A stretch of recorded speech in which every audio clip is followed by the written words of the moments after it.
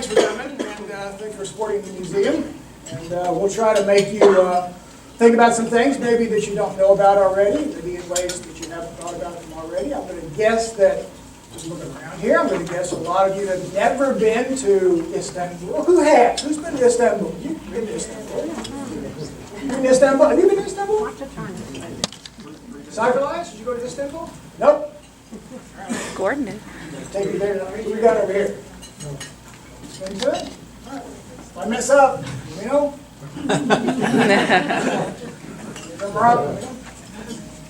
I'll tell you a story tonight. It's not a particularly pleasant story. But you knew that coming in, right? I mean, with a siege, there's always a winner, loser. This is a story about the end of something.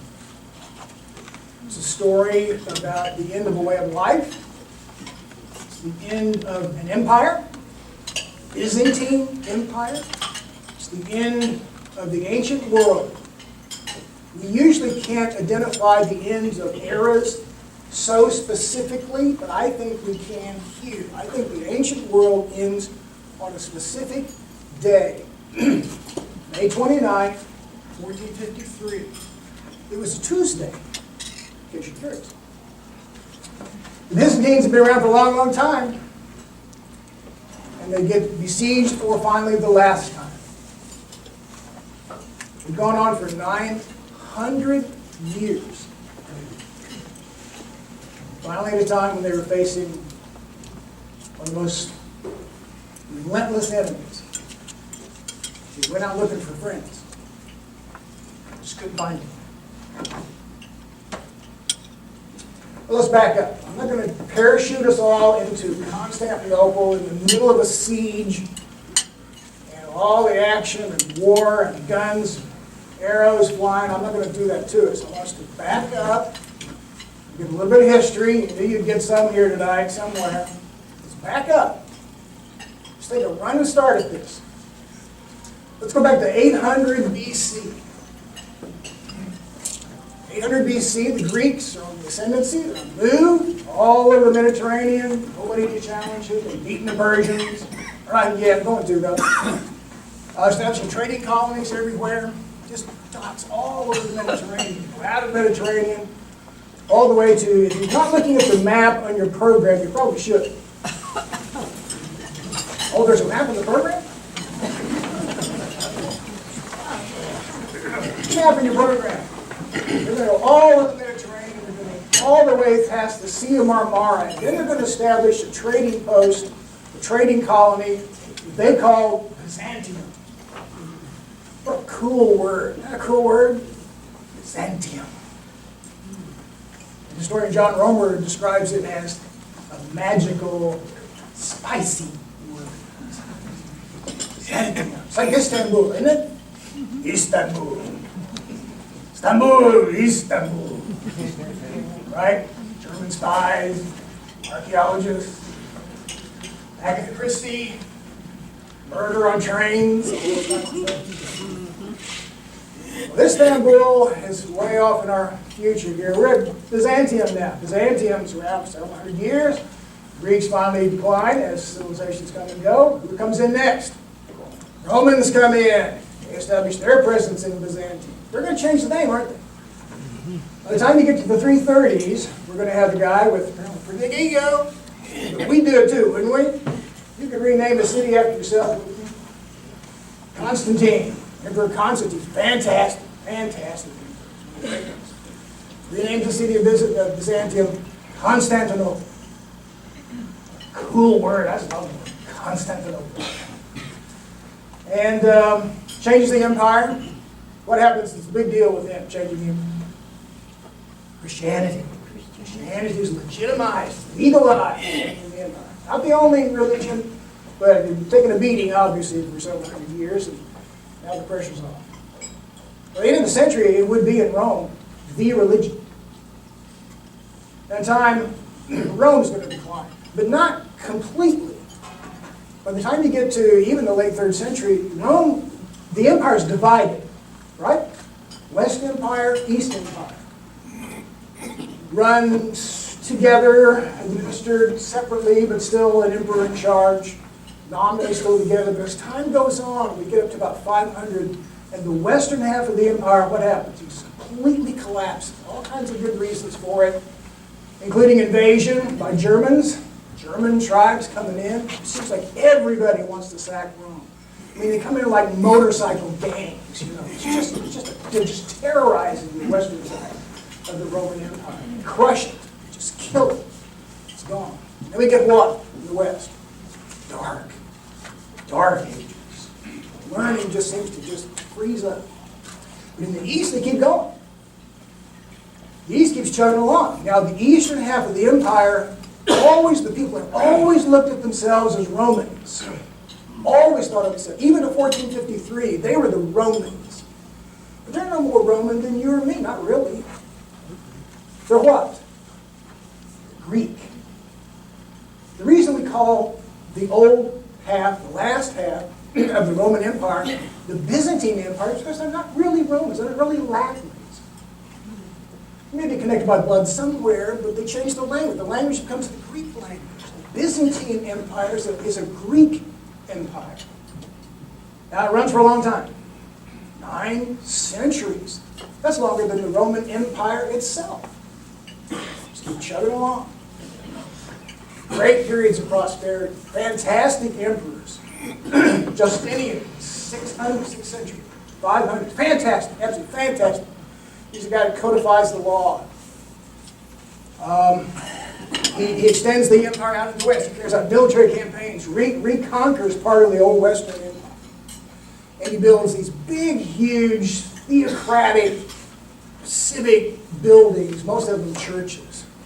He builds the biggest church at the time. That church right up there. Church of the Hagia Sophia, Church of the Hagia Sophia, Church of the Divine Wisdom. At that time, in the 500s, it was the biggest church in Christendom. If you can see it, from the top, the dome itself is absolute engineering marvel. It just seems to hang there in space.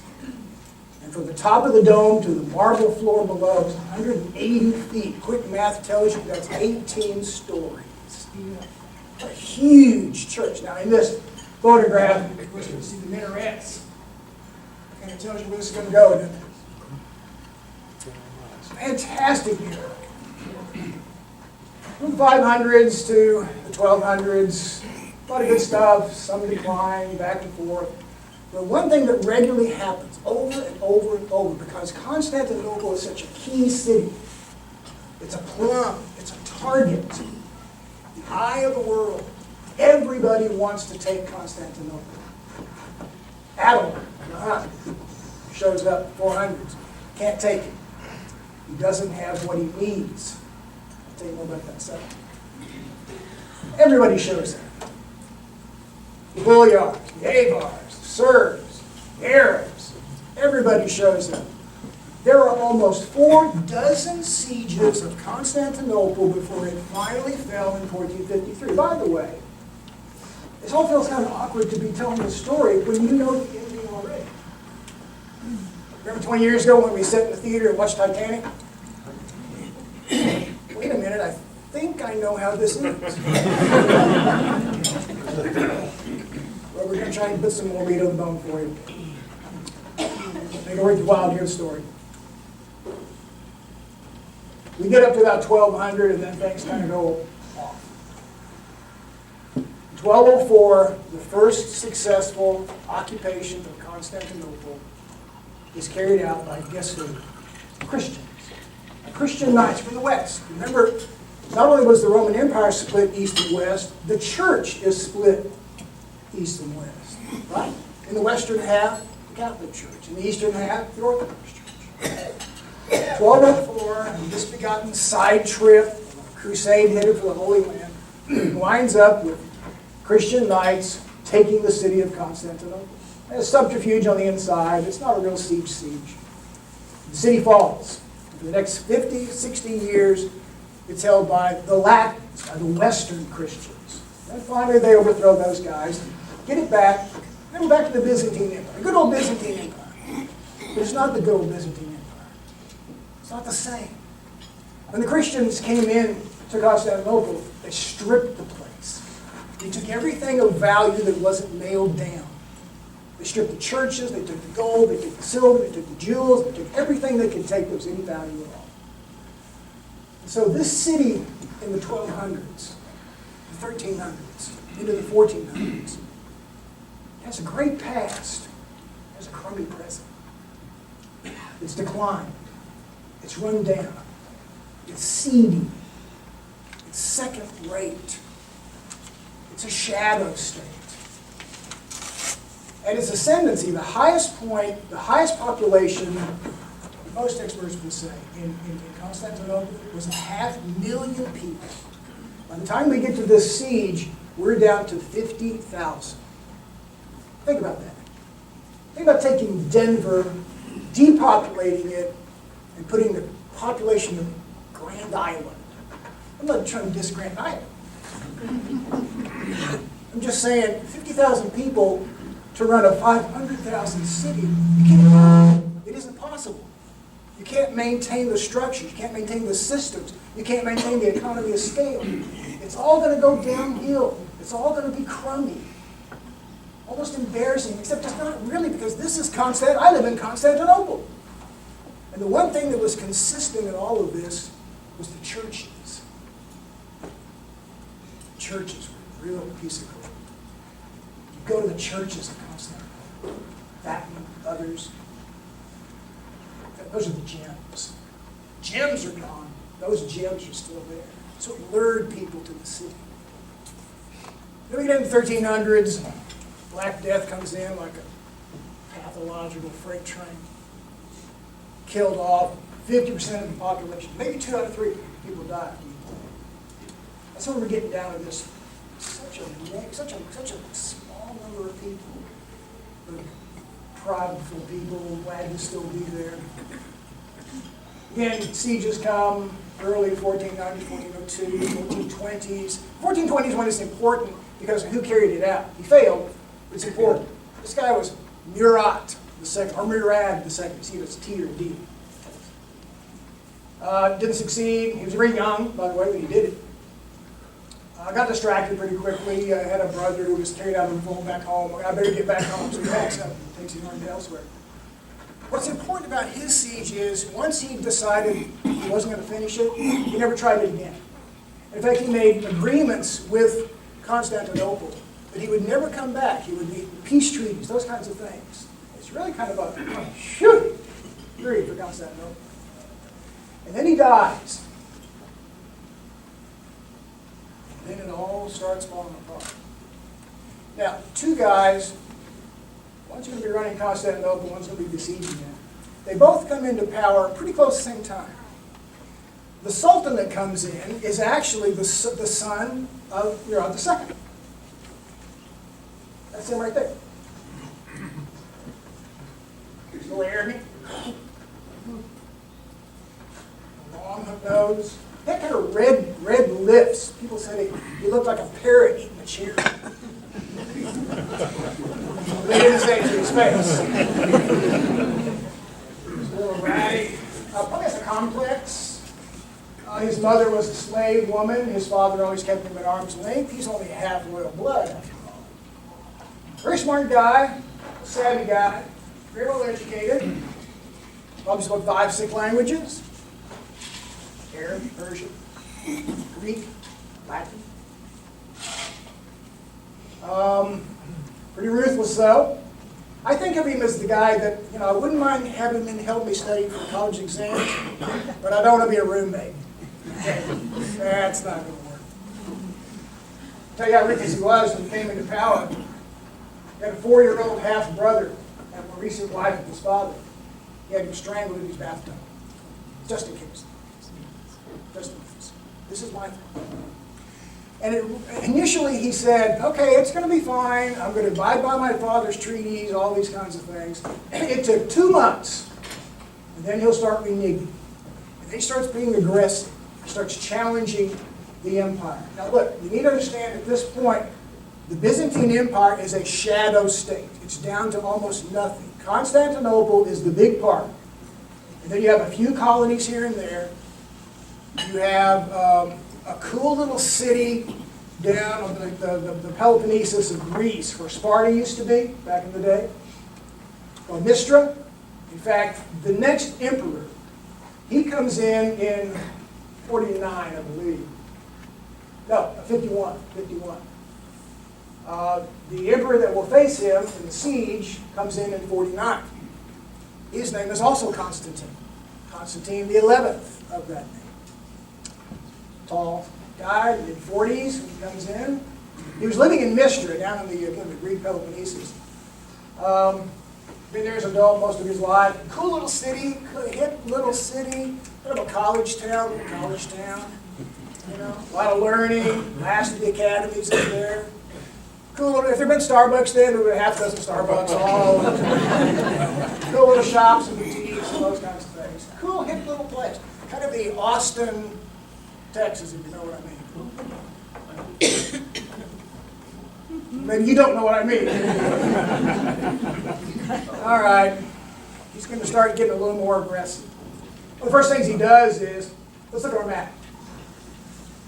This is Constantinople here. This gray area here is Constantinople. Looks like a rhino head, doesn't it? All right? There's a rhino, even a horn, kind of. I mean, even if that's not enough horn, this is also a horn. It's called the Golden Horn. This is a body of water that's flowing this direction into the Bosphorus. The Bosphorus, if you look at your map, the Bosphorus is this narrow strait of water that separates the Sea of Marmara from the Black Sea. You have the Mediterranean, and then the Aegean, east of Greece, and you sail into the Sea of Marmara, and you sail to the big Black Sea to the east. Okay? Well, that's the Bosphorus. All right? And it's right there. It's right there on the Bosphorus. Look at your map. You'll see that the reason Constantinople was such an important place was it's right at crossroads.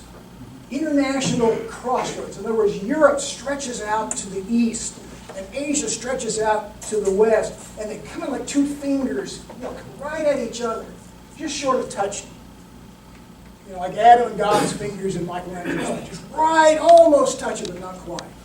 But they can see each other. Stand in Constantinople, and you can say, right over there, that's Europe. You can stand in the same place, and that's Asia. It's right in the center of the, when it said the eye of the world, that's why it's the center of the ancient world. It still was. And so he starts, the Sultan will move up the Bosphorus, he will build a castle, right at the Bosphorus opens up to the Black Sea. It's a big castle. They already had a castle on the other side of the strait. Now you've got two twin towers right opposite each other. Call it the cutthroat. The cut-off trade. Everybody who comes in, he don't want him in there. Lock him off. He's in charge. And when he does this, of course, Constantinople gets a little buggy. This is their backyard. Constantinople is surrounded, by the way, by the Ottoman Empire. It's just down to just almost nothing. But the emperor is still going to complain about what's going on. So he's going to send, you want to be one of these guys? He sends a couple of Byzantine diplomats to the court of the Sultan. Here, tell him this. For me, let him know. We're not happy. Tell him what's up. I'm not going to be that guy. But the cool part about that is we know exactly what the Sultan said because we have the text. We know how he responded to these guys. Here's what he said. And by the way, he's just trying to steer the pants off these guys. He says this. Have you the right or the power to control my actions on my territory? I really inform your king that I am very different from my father. My resolution surpasses all ancestors. This time, you can return in safety. But the next man who delivers a similar message to me will be flayed alive. Know what I'm going to do if I'm one of those guys? Got it, thank you very much. I'm out of here. I'm up there. Everybody's consultant, and they go back to Constantinople. And Constantine will then reluctantly reply, and here's what he says. It is clear You desire war more than peace. So let that be your desire. I release you from all your oaths and treaties to me. In closing the gates of my city, I tell you, I will defend my people until the last drop of blood. Be careful what you wish for. Now the Sultan, there's more to it than just that. The Sultan really is kind of touched by his response. I mean, think about this. The Ottomans and the Byzantines had not been to war before. They'd been neighbors for a couple hundred years. The Ottomans were out of Central Asia somewhere, maybe 3 centuries earlier, shepherds who kind of wandered in accidentally into the West. Oh, this is nice, let me stay. Turned to Islam. They really hadn't been after each other prior to this. They actually had even engaged in some wars together, not on opposite sides. But he's determined, so here's what he says back. I shall take your city, or it will take me. If, however, you admit defeat and withdraw, I will give you Mistra and its province. Remember, that's where Constantine was from. It was from Mistra. It's a backhand slap. You can go back to Mistra. You can go back to being a used car dealer in Mistra. Sell cars for Spartan Motors. Hi, I'm Constantine the 11th. I used to be emperor, but now I sell used cars. Is that too much, by the way? That's what he's saying. He knows what he's saying. If, however, you admit defeat and withdraw, I will give you Mistra and its province, and we shall be friends. If you deny me peaceful entry, however, I shall slay you and all your nobles. I shall slaughter all the inhabitants of your city and allow my troops to plunder it. The city itself is all I want, even if it is empty. This is not a guy you want to muck around with, is it? They're going to go to war. This is April of 52. The war begins, the siege begins in April of 53. Now, Constantine will respond. Here's what he says, it's pretty short. You may have anything you want of me other than the city. I will not flee from it, nor will I evacuate it. You may have anything but the city. For the city, I would rather die than live. Now, I'm supposed to tell you about the siege. The siege is 53 days. By the time the Sultan and his army show up, it's April 6th of 53. We're going to run through this pretty quickly, okay? We can't begin to do it day by day, blow by blow. It just would take way. You'd be here till midnight, and I know you wouldn't stay that long. Neither would I, by the way. When he comes with everything he can come with. He brings 80,000 men. What's the population of Constantinople? 50,000. He brings 80,000. His besieging army is more than the population of the city he's laying siege to. And he's got some crack troops. He's got a lot of folks that go to Ashibazooks. They're kind of cannon fodder guys, most of them. Not particularly well trained. They're expendable. Then he's got his SS guys, Janissaries. These are hardcore guys. These are the guys you just don't mess with. These guys are well trained, loyal to the Sultan. They'll die for Islam. Those big scimitar kinds of things.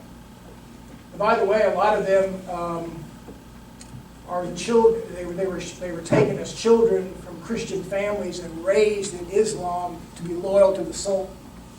They just don't know anything. Those are the hardcore guys. 80,000 guys. He brings 120 ships. He brings miners. He goes at this city every way you can.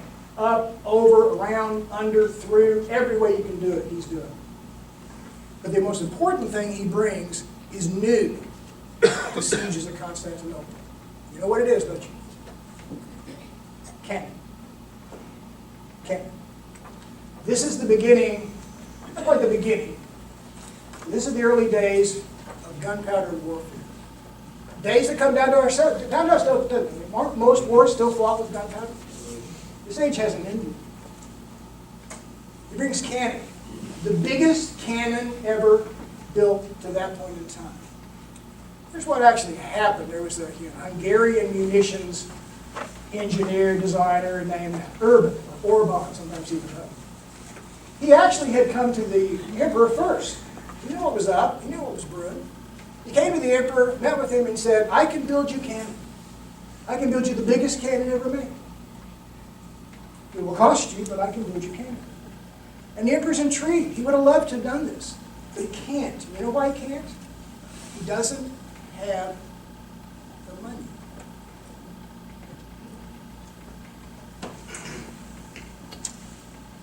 So he leaves. Guess where he goes? He goes to his husband. I can build you cannon. The biggest cannon ever made. Okay, wait, what we got? We have a stateless, unscrupulous arms dealer selling his wares to the highest bidder. Nothing new. And the Sultan's answer is, I have bags of gold. How many? He will build cannon. About 60. 70 cannon. Some of them are absolutely astonishingly large for the time. Well, the early ones he builds was one designed to hurl a 600-pound stone ball. They don't have cannonballs like metal cannonballs yet. It's all stone. 600-pound or so, stone cannonball against the wall. Then he builds the monster, the one that people in Constantinople will come to call the dragon. Those flames shot out of its huge barrel. It just petrified. This monster is 27 feet long. It has a smaller end breech than it has the barrel at the mouth. It opens up to a mouth about as big as a hula hoop. You put a 1,200-pound ball down this gun. You put 125 pounds of gunpowder. You light it up. And by the way, it's not on wheels, so there's no way to accommodate the recoil. You just set it on a little platform. Of course, it kept falling off and all this stuff. It's sheathed in 8 inches of bronze, for Pete's sake.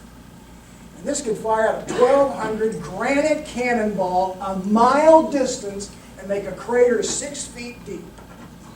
That's what you're going to use on the walls of Constantinople. Walls that had been impregnable till then, and now those days are over, because guess what? Those walls work in the ancient world. They don't work in the gunpowder world. Period. Let's look at the walls. This is a city. Walls all the way around it. From here, around, and back again, is 12 miles.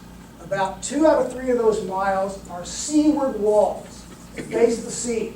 Sea of Marmara down here, Golden Horn, Bosphorus, they all face the sea. It's one wall, basically. That's all they need. It's a seawall. They're not facing any problems from the ships. You have a little bitty cannon on them. Bing! Nobody cares. Here, it's always been the weak point in sieges. They had to have something else. What they have are 3 walls. You've been there. First, when you approach the walls on the landward side, 4 miles of it, you approach the 60-foot wide, 22-foot deep, dry moat. Good luck. If you get past that, then you face the first wall, about as tall as this room, maybe a little tall. Then, if you get past that, which of course has ramparts, it's armed, and guys all over it, and, arrows and crossbows, and the whole bit. If you get past that wall, you face the second wall. It's taller, 30 feet or so, 3 stories tall. Again, man. Dead man's zone in between. And if you got past that wall, past the moat and wall 1 and wall 2, then you face the third wall, which was 70 feet tall, 7 stories high, crenellated across the top, siege towers just nailing this thing down about every 60, 70, 80 feet. Hundreds of them. All manned with garrisons. How do you fight that? You don't. You destroy it. And so when he comes with his mass of 80,000 men, which of course just takes miles of land to set up camps and forges and ironworks, stables, commissary, a whole bit. It's just, there's all over the place. 80,000 men, think 80,000 men. Latrines. Some guys, that's their only job.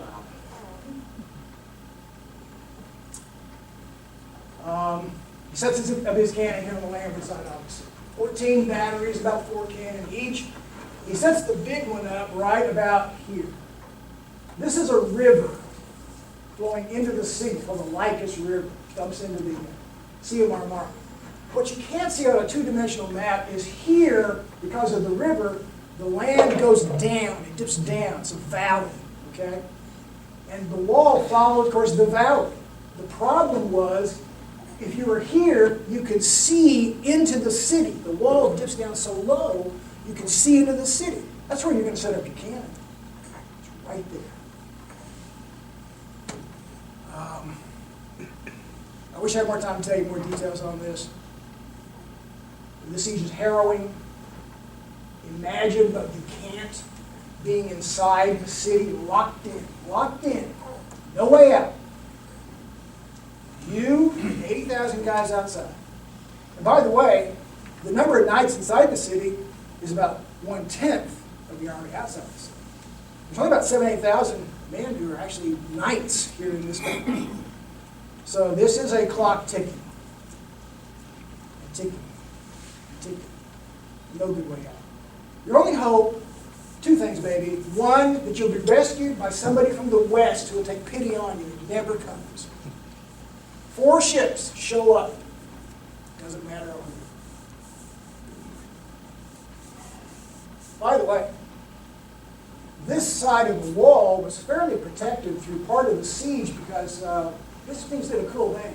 It actually stretched a chain across the Golden Horn. Huge 22-foot long links, floating them on logs. And it actually kept all the ships out of that side of the city until the Sultan said, all right, I'll fix this. Then he ordered his band to go up here and then build a road over a hill down to here, past what was then the Genoese trading city of Pera. And then he put down a log road, greased logs, what we call corduroy road, and then he had the ships, 70 of them, lifted out of the water and hauled over the road and then put into this body of water here. I told you he's relentless. He's coming at these guys every way he can. They mine under the city. Bringing Serbian miners to mine tunnels and under their walls. All of them got detected, and then they're going to use the cool weapon here that they have access to. The thing about cannon is, even if they built cannon, they can't put cannon on these walls. These walls are 1,000 years old. If you put cannon on those walls, the recoil alone would just destroy the walls themselves. But what they do have is Greek fire. There's chemical warfare in this one. Greek fire, we don't even know what it was made of. It's like napalm in Vietnam. It actually is. They could squeeze this stuff out of tubes like flamethrowers. Literally, when it hit the air, it burst into flame. It's inextinguishable. It gets on you, you're done. On the ships, they hurl jars of this stuff. Land on the ships, open up, boom, and then you just get set the sails and the ships come by. It's a cool weapon if you like inflammatory weapons. There's not going to be enough. With this relentless barrage, I mean, the big guns could be fired maybe 6 times a day. It takes 3 hours to load one of these things. So you only fire it 6 or 7 times a day, but how much of this do you have to put up with before you get tired of it? Every day. So what do you do? What do you do? How do you fix this? How do you fix this situation? All they can really do is pray. We'll minimize it, but that's it. Churches were full every day. Churches were full. Everybody's praying. And by the way, everybody is a part of this. Nobody's sitting around watching this happen. If you're not a knight, then you're hauling water, you're bringing food, you're repairing the walls at night. The church would blast away at the walls, make huge holes, rubble everywhere, and then every civilian in town would come out and help rebuild the breach. Big piles of rubble. wait for the next day. Everybody's doing it. Nuns worked as nurses. Everybody's busy. Nobody's just sitting around. Finally, we get down to May 27th.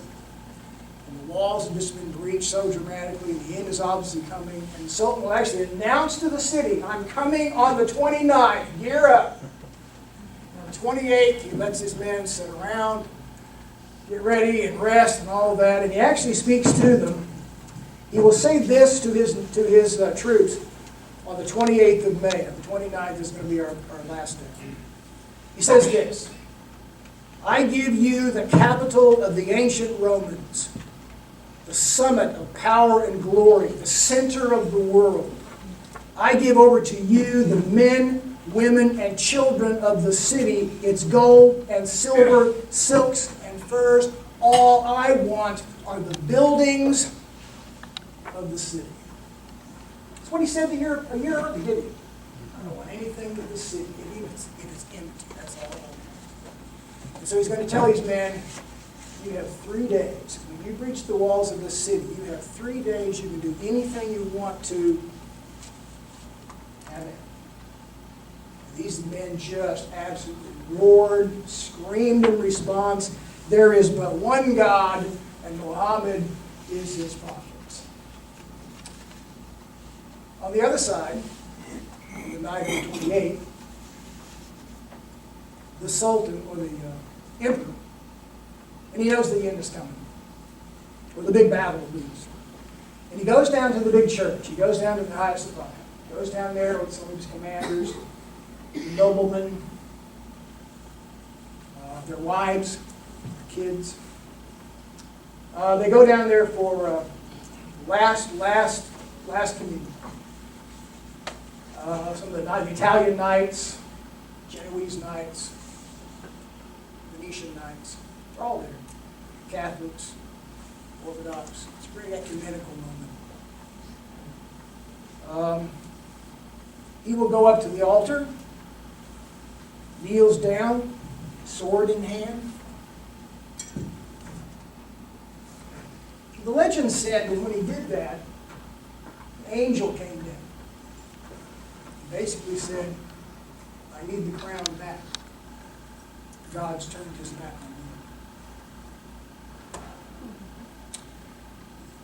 on me. The moment is over. He and his knights leave. Bolt the door shut. Leave inside the wives and the children. All these really important people. And then he went up with his commanders from here to the Black and Lake Palace. That was his palace at the time. And he had a conference with these guys. And we know some of the words. He basically met with his commanders and he reminded them of their past. The past of their ancestors. He encouraged them not to be afraid. They were Romans. Descendants of Rome, the last remnant of Rome. And he reminded them that there was a time when the Romans were facing Hannibal and his elephants, and they were petrified of those elephants. It scared them to death. They didn't give up. They didn't run. They fought. They prevailed. You must do that same thing. And he reminded them, maybe in an odd kind of way, that you're human beings. God's with you. You're human beings, not animals. You've got a mind, you've got a spirit, you've got a God, you've got belief, you've got faith. You've got all you need. We'll face these guys together. And then he left the palace, and he took his place on the wall, right out here. It was one of the more vulnerable points on the wall. And there he stood, last emperor of Byzantium, last king of Eastern Christianity. And there on the wall, he's going to die. We don't know how. Nobody knows. He just kind of disappeared. Nobody traced him. Body never found. There's going to be a legend about that, of course. A legend said God came down, felt badly, turned him into a statue so he wouldn't be detected. Others wouldn't know who he was. So that when the time is right, God could bring him back to life. And they could recover the city again.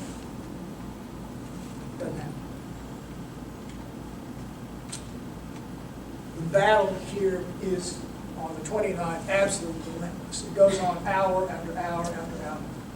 It starts at 1:30 in the morning. He didn't wait till dawn. He sends them at 1:30 in the morning. He sends in the Bashar-Bazooks to use as cannon fodder. He doesn't care how many get killed. And he sends in the SS guys, sends in the Janissaries. It's just rough, tough stuff. I mean, this is a melee. Thousands of people killed. Swords, arrows, crossbow bolts. Defenders of the city had guns, big harmless kinds of guns. You could load it with about 5 to 10 walnut sized lead balls, stick them down the barrel and blast it out like a shotgun. They'd come out from behind the walls in these little sally ports, these little doors. The knights would come out in a group, they'd fight, then they'd go back in. But it got a little too hot. And then somebody makes a mistake. Somebody forgot to close a door. Now guys, this is a whole lot worse than not putting down the toilet seat. This is a big deal.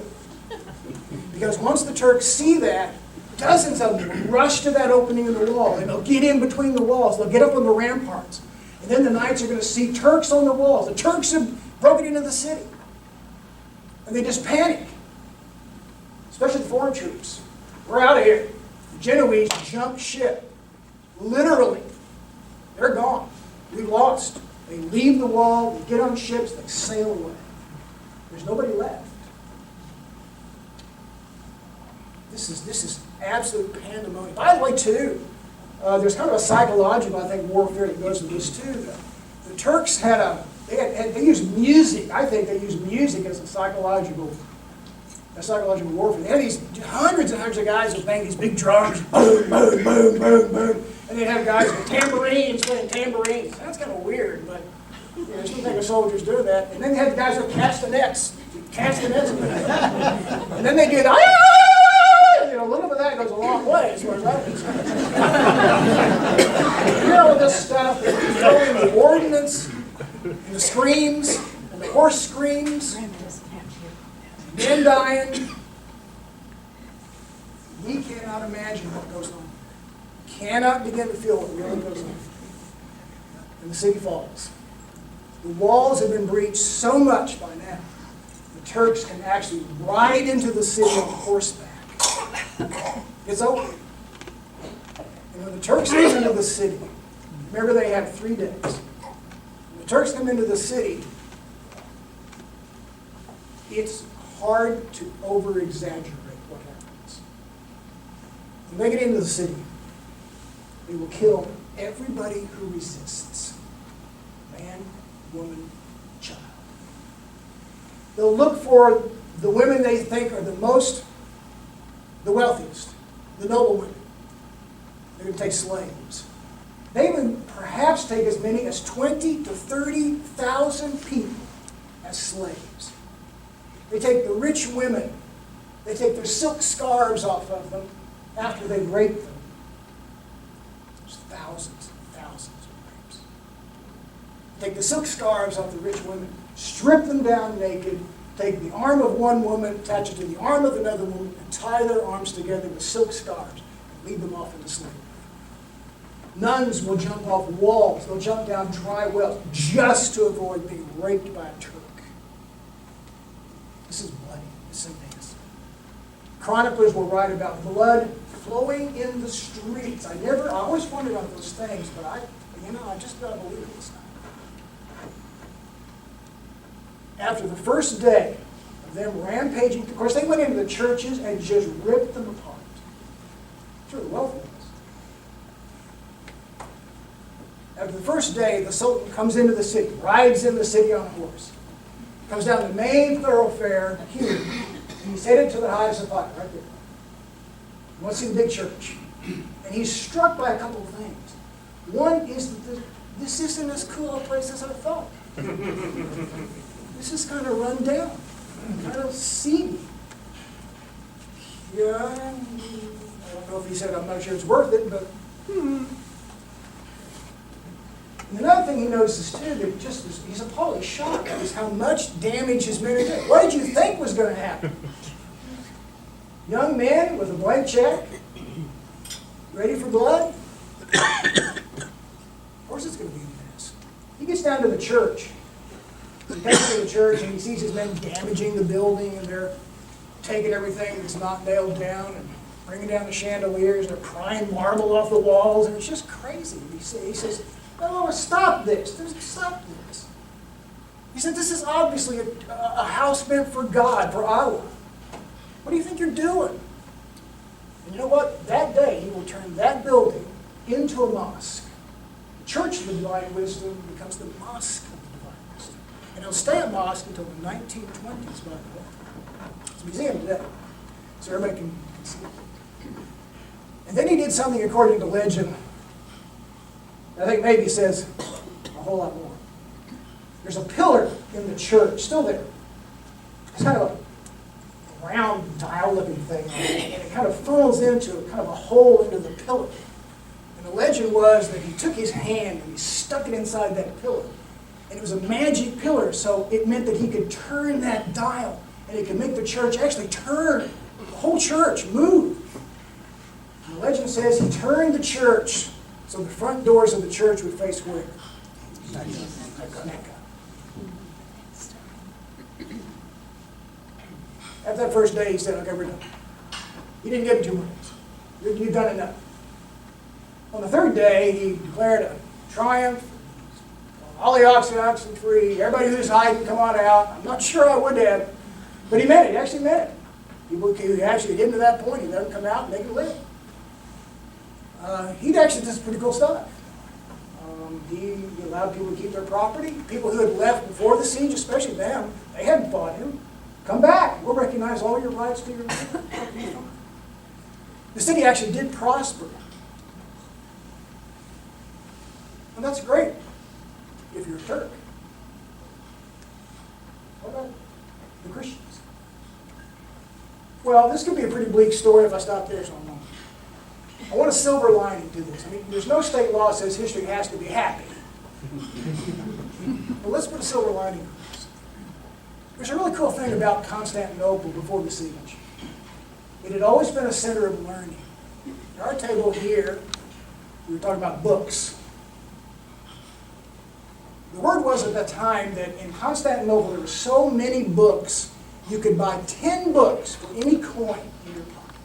So many books. Books everywhere. Just the city's stuck with books. And what happens is a lot of people either had already left the city before the siege, or they leave the city after the siege, and guess what they take with them? They take their books. Where do most of them go? To the west. They spread like sparks from a burning forest, and they light up Western Europe. They introduced all kinds of stuff that people in the East and West didn't know about. The human refugees are one thing, but think about it. There are other refugees too. Homer goes to the west. Plato goes to the west. Socrates goes to the west. Aristotle, Ptolemy, all the other boys in the band, they're all going to the west. What this is going to do is bring about a revival of learning, a rediscovery of the ancient world, of classical literature, all the Greek and Roman and Syrian and Persian and Egyptian stuff. It all gets reintroduced to Western Europe. And what do they turn that into as an era? The Renaissance. The loss in the East is to the gain in the West. I think that's the cool part of the story. Look, some of this doesn't stop. History has a way of just circulating around again, doesn't it? East and West still doesn't belong. Christianity and Islam don't always get along. What does that tell us? It tells us we're humans. It tells us history has a way of tapping us on the shoulder, reminding us of the past.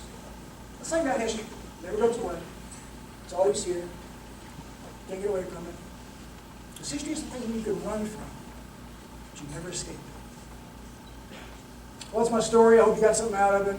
I do, again, appreciate you for coming and supporting the museum tonight. And you guys are a great audience. To have eaten and listened to that, good for you. Appreciate it. Thank you very much.